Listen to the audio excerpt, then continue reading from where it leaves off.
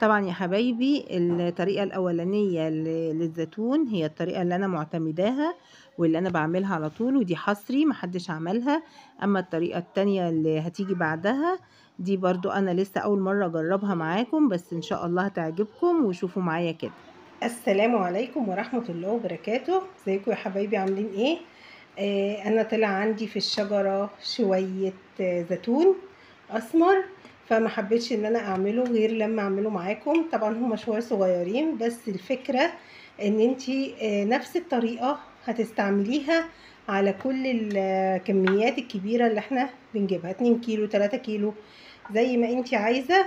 بتعملي بأمر الله. بنجيب الزيتون ننقعه في المية قيمة يومين، 48 ساعة. الصبح تغيري عليه المية، بالليل تغيري عليه المية. تمام. لو عايزة تستعمليه بسرعة فبتخرميه خرم صغير بالسكينة من هنا. مش عايزة خلاص سيبيه كده. لو مثلا هيقعد معاكي فترة أطول. طيب احنا هنعمل فيه ايه دلوقتي؟ احنا بعد ما غسلته ونقعته يومين، فده النتيجة. حتى تلاقيه فتح شوية من المية، بدأ يفتح شوية كده ولونه يبقى الثمار بتاعه بيروح شوية، بس بعد كده هيبقى حلو ان شاء الله.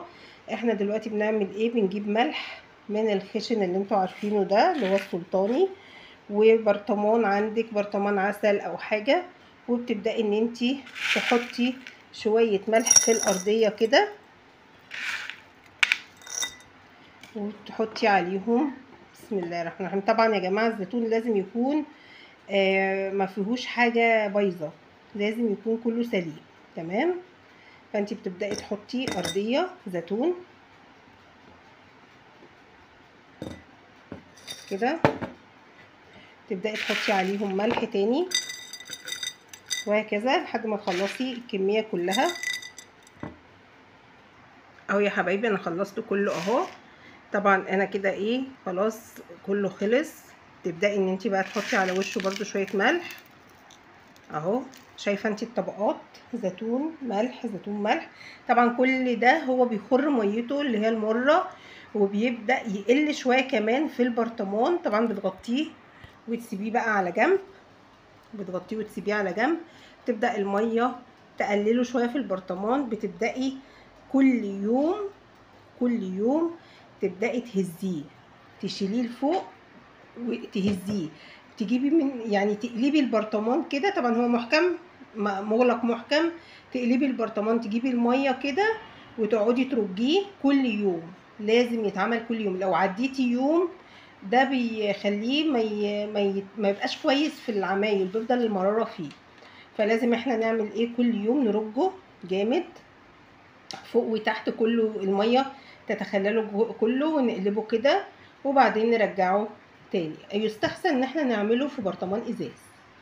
طب لو احنا مش عندنا كميه كبيره طبعا وما عندناش البرطمان الازاز، ممكن تعمليه في كذا برطمان عادي، او تحطيه في وعايه بلاستيك. ما ينفعش تكون معدن او تكون ألمونيا او كده، لان الملح بياكل الحاجات دي. فوعايه بلاستيك، وتقومي حاطاه برده طبقات وعليه الملح، وتقومي حاطه عليه تقل، يعني فرده عليه مثلا شاشه وتقومي حاطه عليها يعني بوله او حاجه زي كده، وجواها سكر رز، بوله تقيله فيها ميه. المهم ان انت بتضغطي عليه بحيث ان المراره برضو تنزل منه، ويكون محطوط فيه مش وعايه بقى، مصفى بلاستيك، بحيث الميه تنزل منه ويتخلص منها اول باول. لكن انا بحب دايما اعمله كده واقعد ارجه. بعد حوالي اسبوع ببدا ان انا اشوفه تاني. تمام. نبدا نشوفه بقى وبعدين نعمل له الخطوات اللي بعد كده. اهو يا حبايبي بعد ما انا قعدته مش اسبوع، انا قعدته حوالي شهر، من 3 اسابيع لشهر. كل يوم اعمل فيه كده. تمام. شايفين نازل ميه قد ايه؟ طبعا الميه دي نازله كمان تحسي ان هي كمان مزيته، يعني نازل فيها زيت الزيتون كمان. شايفين عمل ازاي؟ كرمش ازاي؟ شايفين شكله؟ كل يوم اعمل فيه كده زي ما انتوا شايفين كده، واحطه تاني كل يوم على الوضع ده. دلوقتي انا ممكن اكلها، يعني ممكن اكل منها، طعمها حلو جدا، مرارتها قلت خالص. انا بصراحه يعني ما بحبش اعملها، انا عمري ما عملتها في ميه بملح وخللتها بعد الخطوه دي. انا دايما كنت بطلعه بقى من الملح بعد الخطوه دي، اطلعه من الميه ام ملح دي، واقوم حطاه في ميه سخنه وانشله تاني واحطه في زيت وخلاص واسيبه كده، وبناكل منه بصراحه طعمه بيبقى جميل قوي. فانا هعمله معاكم كده المره دي وجربوه وان شاء الله يعجبكم. برضو المراره بتاعته بتبقى خفيفه شويه، يعني ما بتبقاش واضحه قوي، بس بيبقى طعمه خطير عن اللي انتي بتشتريه من بره، يعني طعم تاني خالص. دوقوه كده على طريقتي وان شاء الله هيعجبكم باذن الله. اعملوا كميه بسيطه زي ما انا عامله كده وجربوها. استنوا بقى علشان اوريكم. انا هشيله بقى من البرطمان في الطبق واوريكم باذن الله. هحطه في الميه السخنه يبقى شكله عامل ازاي. اهو يا حبايبي، شايفين عامل ازاي؟ مكرمش خالص ازاي. طبعا انتوا هتقولوا ايه ده، هي عامله حبه قد ايه ديت، يعني مش جايبه كتير كده وعاملاه على فكره يا جماعه، ده انا عندي شجره زيتون صغيره وده اول طرح ليها. الشويه اللي انتوا شايفينهم دول اول طرح ليها، فانا حبيت اعمله بالطريقه اللي انا دايما اشتري الزيتون واعملها بيها واوريها لكم بامر الله. احنا بقى هنعمل ايه دلوقتي؟ احنا هنحطها في الميه السخنه اللي انا غلياها اهي. بسم الله. هنبدأ ان احنا نحط فيها الزيتون ونشوف شكله هيبقى عامل ازاي. بسم الله الرحمن الرحيم. نسيبه فيها شوية. على فكرة انا دقته قبل ما احطه، يعني انا اكلت واحدة ما شاء الله جميلة جدا، جميلة جدا، يعني ما اقولكوش ما حسيتش بالمرارة قوي فيها. طبعا هي لسه لها خطوه تانية، ان انا هحطها في الزيت واسيبها في الزيت. في ناس طبعا بتحطها في ميه بملح ببشر جزر بلوري. بس انا ما بحبش اخلله، ما بحبش احس انه مخلل، بحب احس ان هو زيتون اسمر كده جميل. تمام. انا بسيبه بقى في الميه السخنه دي شويه وبعدين اشيله منها، اسيبه يهدى وبعدين احطه في برطمان فيه زيت، او احطه في البرطمان وبعدين اصب لحد ما اغطيه بالزيت. زيت طبعا حلو يا جماعه، يكون نضيف كده وجميل.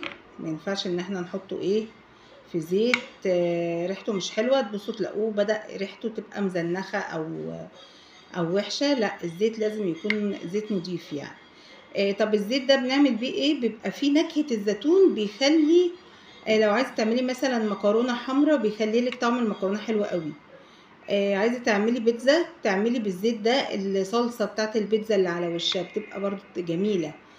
نكهه والفول، نكهه الزيت بتخليها طعمها جميل قوي بصراحه، انا بحبها فيه قوي. نبدا بقى نشيله نحطه في طبق ونبدا ان احنا اهي بدات تفرد شويه، بدات تفرد الكرمشه اللي فيها، بدات تفرد شويه. هنبدأ بقى نشيله علشان نحطه بإذن الله في برطمان برضو متعقم ونضيف. ونقوم ضايفين عليه الزيت ونسيبه بقى شوية كده زي ما على قد ما احنا عايزين بقى. عايزة تسحبي منه تسحبي عادي مفيش مشكلة، عايزة تسيبيه شوية في الزيت سيبيه شوية في الزيت. عايزة تعملي له مية اعملي زي ما بقولك مية بملح ببشر جزر ورق لوري نسبة هريسة فلفل جميلة كده تخليه حلو، وسيبيه يتخلل فيها يبقى جميل برضو. بس انا بصراحة ما عملتوش قبل كده، يعني اكنك بتخليه مخلل عادي بتعملي فيه كده، بس المية اللي هتحطيه فيها هتبقى بإذن الله حوالي نص البرطمان او ربع الكميه اللي انت بتحطيها. لو هي ماليه البرطمان للاخر هتحطي نص البرطمان الميه اللي انت عاملاها ومظبطاها. بس طبعا خلوا بالكم الميه لازم تكون مغليه ومتبرده، ما ينفعش نحط ميه من الحنفيه يا جماعه على اي مخلل، لازم نكون غاليين الميه ومبردينها وبعدين ناخدها بقى ندوب فيها الملح والمكونات اللي احنا عايزينها. لكن ان انت تاخدي الميه من الحنفيه يبقى انت بتبوظي المخلل بتاعك. تمام. احنا لازم نبرد، نجلي ميتنا ونبردها، وبعد كده نستعملها في اي مخلل احنا عايزينه، ندوب فيه المكونات اللي بقولها لكم دي، وبعدين نحط الزيتون ونصب الميه على قد كده تقريبا نص الزيتون او 3/4 الزيتون، والباقي زيت. نختم البرطمان بالزيت، برضو زيت نضيف. عندك زيت بارافين ماشي، ما عندكيش اعملي بالزيت الحلو العادي، زيت عباد شمس، اي زيت في متناول ايدك نضيف ريحته جميله تعملي بيها. تمام كده. انا بقى هنشيله من الميه دلوقتي واحطه في الطبق يهدى، وبعدين احطه في البرطمان وعليه الزيت باذن الله. اهو يا حبايبي خلاص انا بردته، طبعا نقعته في الميه السخنه نص ساعه، وبعدين نشلته وحطيته في الطبق برد شويه ونشف كده من الميه. بدات بقى احطه هنا في البرطمان، ناشف البرطمان طبعا وزي الفل. حطيت فيه الزيتون وعليه الزيت لحد ما غطاه، طبقه الزيت غطته. طيب انتي مثلا عندك كميه طبعا كبيره، ما انتش عايزه تغطي الكميه دي كلها بالزيت، تعملي ايه؟ تغلي الميه زي ما قلتلك وتبرديها، وتقومي حاطه عليها حوالي الكيلو مثلا عليه حوالي 3-4 معالق ملح، ما تكتريش، علشان طبعا احنا نقعينه في الملح فتره كبيره، فهو واخد يعني منزل مرارته واخد ملح وكل حاجه، احنا نقعناه فتره كبيره. في ناس بتنقعه 24 ساعه بس، في ناس بتنقعه 4 ايام بس. انا نقعته شهر، يعني معنى ان انا نقعته شهر يعني ما شاء الله هو كده استوى في ميته، في ملحه، في حاجته، استوى منه في نفسه كده استوى. انتي بقى الزيت ده بينزل كمان بقيه المراره اللي فيه شويه. عايزه تخلليه زي ما بقولك، هتحطيه في الميه لحد طبعا البرطمان مثلا عندك مليان، بتحطي لحد 3/4 ميه بملح، الملح اللي بقولك عليه ده لتر طبعا انتي بتعايري الاول البرطمان هياخد قد ايه ميه، بتنزلي بقى الميه بعد ما عايرتيها في بوله، وتقلبي عليها الملح المناسب للميه، ما يبقاش حادق قوي، ما يبقاش حادق قوي. ممكن الكميه الميه اللي عندك اكتر من ان هي تاخد 3 أو 4 معالق، انتي بس تحدقيها ما يبقاش حادق قوي، عشان طبعا انتي نقعاه فتره كبيره في الملح. طب لو انتي نقعاه 24 ساعه او 4 ايام بس، بتحطي بقى ايه؟ ملح يعني زي سنه، يعني انتي بتدوقي الميه كده بتشوفيها الملح بتاعها زي سنه صغيره. بتحطي عليها مثلا نص كوبايه خل ونص كوبايه ليمون او كوبايه ليمون، عصير ليمون طبعا، اللي انتي بتعصري الليمون، مش ليمون يعني عصير ليمون، لا يعني تعصري الليمون ونص كوبايه الخل وتقومي حطاهم، وبعدين تحطي الميه وبالملح، وبعدين الباقي بيبقى الفتره الحته الباقيه بقى اللي هي الربع الباقي هو الزيت بس. يعني طبعا الزيت غالي وممكن ناس كتير ما تبقاش عايزه تحط الزيت ده كله يعني، فانا عشان عندي كميه بسيطه فانا حطيت عليه زيت بس. تمام. طبعا زمان كان الزيت حلو وجميل، وكنا مهما كترت الكميه كنت بحط الزيت برضه، فما كانش بيأثر في حاجه، وطبعا بستخدمه. لكن انا لو انا حطيت الزيت ومعاه الخل والليمون مش هعرف استخدمه في اي طبخ، مش هقدر استخدمه، هستخدمه ازاي؟ لكن كده وهو بس لوحده فبقدر استخدمه، لانه ما شاء الله. على فكرة هو شوفوا هو دلوقتي بيتخلل تاني في الزيت، احنا بنسيبه بقى فترة اسبوع، عايزة تاخدي منه في الوقت الحالي بتاخدي، لان هو خلاص كده استوى وطعمه حلو وفيه لذاذة جميلة جدا.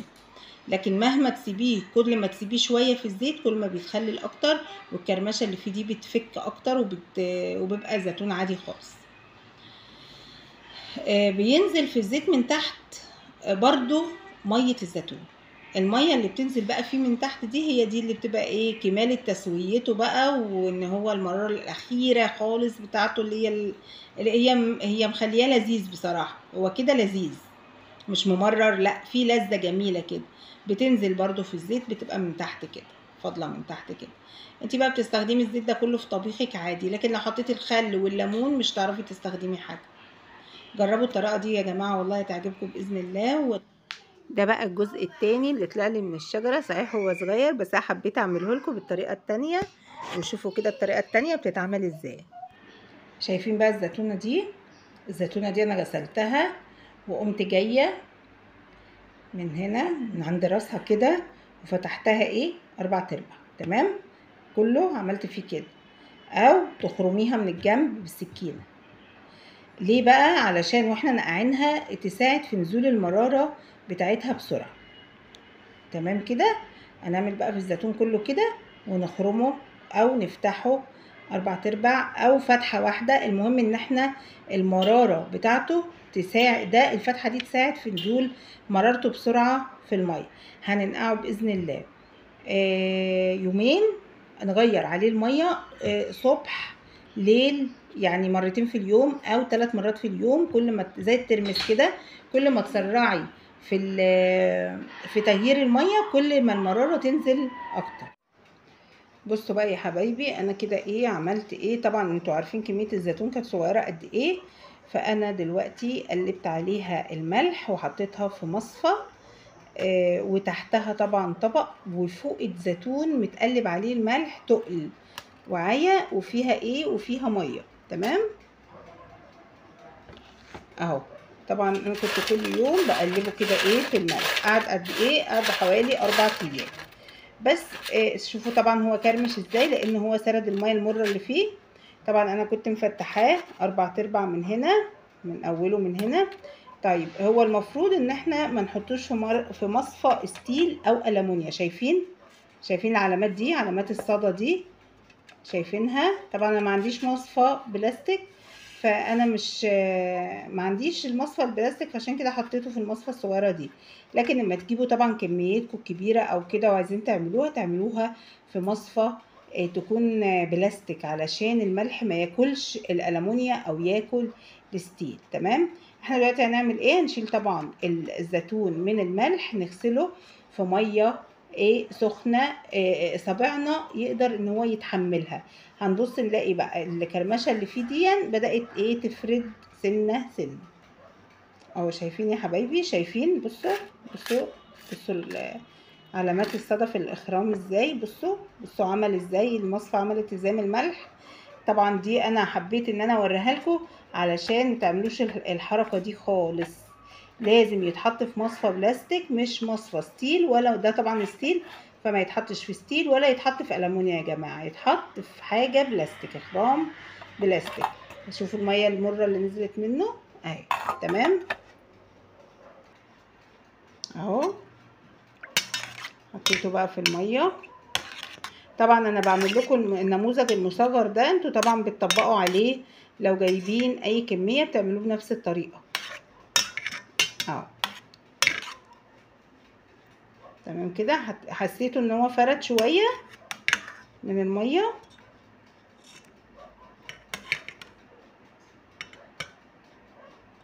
تحسوا ان هو بدأ يفرد شويه كده. احنا بنغسله في الميه السخنه، ميه يعني لا هي دافيه ولا هي سخنه.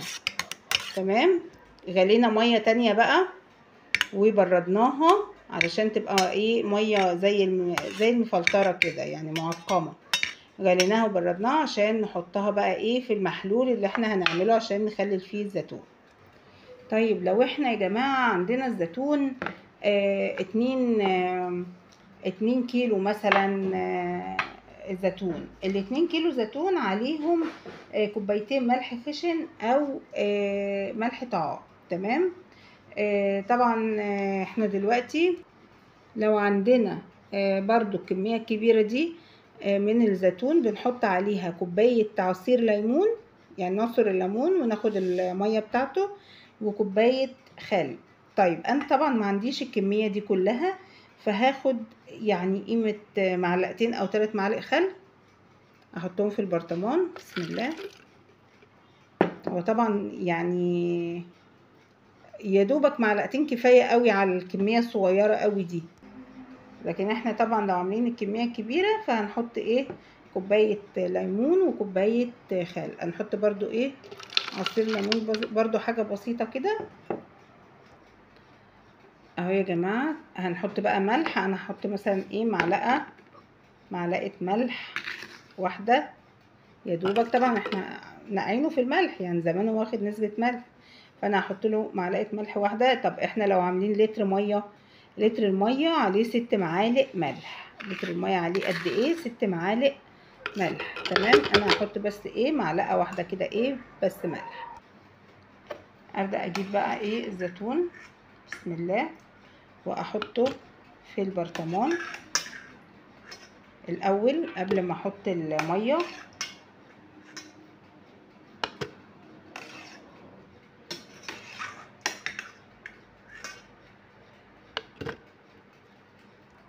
ابدا احط له بقى ايه نص كوبايه ميه. بسم الله،